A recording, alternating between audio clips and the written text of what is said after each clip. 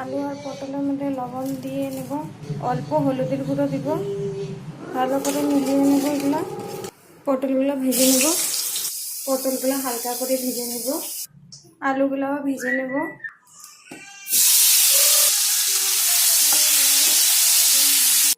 এগুলো পেস্ট করে নেব। গোটা জিরা, আদা, কাজু বাদাম পেস্টটা দিয়ে দেব।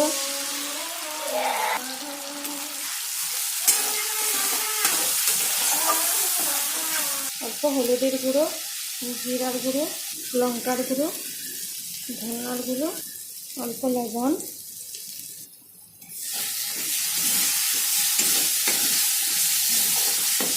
ভেজে রাখা আলু পটল দিয়ে দেব। এগুলো অল্প নেড়ে নেব, অল্প জল দিয়ে দেব, অল্প গরম মশলা,